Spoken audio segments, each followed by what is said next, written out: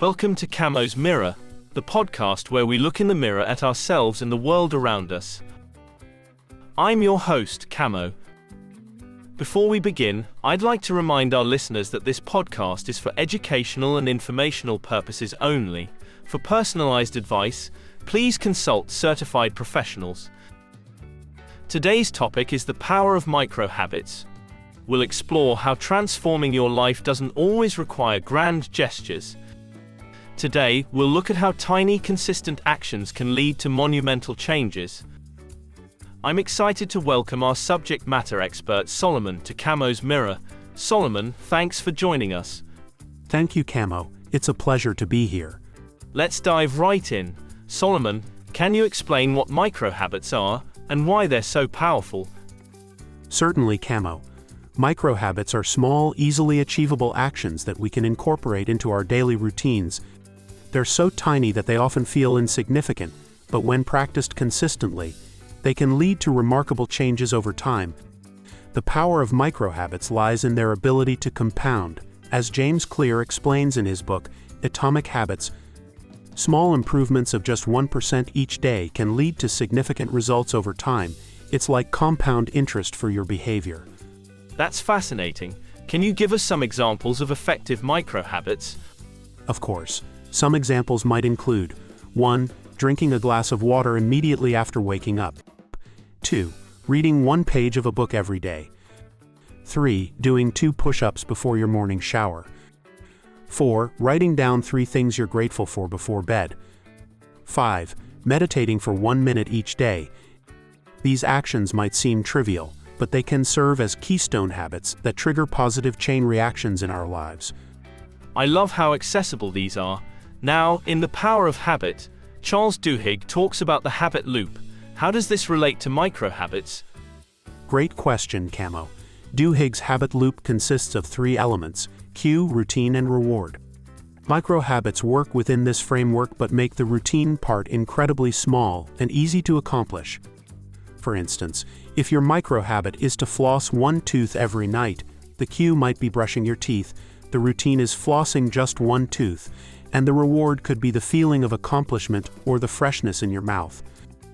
By making the routine so small, we reduce the resistance to starting, which is often the biggest hurdle in habit formation. That makes a lot of sense. How can our listeners start implementing micro-habits in their lives? The key is to start incredibly small, smaller than you think necessary. James Clear suggests a 2-minute rule in Atomic Habits. Scale down your habits until they can be done in 2 minutes or less. For example, if you want to develop a running habit, start with just putting on your running shoes every day. That's it. Over time, you can build on this foundation. It's also crucial to attach your new micro-habit to an existing habit. This is what's known as habit stacking, a term coined by S.J. Scott in his 2014 book, Habit Stacking, and later popularized by James Clear in Atomic Habits. For instance, you might say to yourself, after I pour my morning coffee, I will do 1 push-up. These strategies sound very doable, but Solomon, how do micro-habits lead to bigger changes? Great question, Camo. Micro-habits work on 2 levels, practical and psychological. Practically, they build skills and create momentum. If you read 1 page a day, you're not only gaining knowledge but also building the habit of reading regularly. Psychologically, they shift your self-perception. As Charles Duhigg points out in The Power of Habit, when we consistently perform a behavior, even a tiny one, we start to see ourselves differently. If you meditate for 1 minute every day, you begin to identify as someone who meditates. This identity shift can lead to more significant changes. As James Clear puts it in Atomic Habits, every action you take is a vote for the type of person you wish to become. That's powerful stuff. What about when people struggle to maintain their micro-habits? Consistency can indeed be challenging, even with micro-habits. Here are a few strategies. 1. Never miss twice. If you slip up one day, make sure to get back on track immediately the next day. 2. Make it obvious. Use visual cues to remind you of your habit. For example, place a book on your pillow if you want to read before bed. 3. Celebrate small wins. Acknowledge your progress no matter how small. This releases dopamine, reinforcing the behavior. 4. Track your habits. Use a simple habit tracker to maintain accountability. Remember, progress isn't always linear. The goal is consistency over time, not perfection. Those are great tips, Solomon. As we wrap up, what's one key takeaway you'd like our listeners to remember about micro-habits?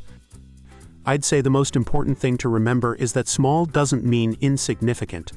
In fact, it's often the smallest actions that lead to the most significant changes over time. As James Clear says, you do not rise to the level of your goals, you fall to the level of your systems.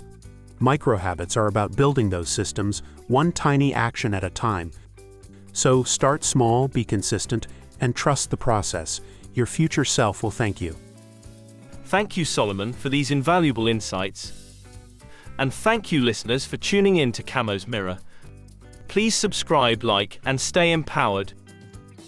Remember, big changes start with small steps. Until next time, keep looking in the mirror and reflecting on your journey of growth and self-improvement.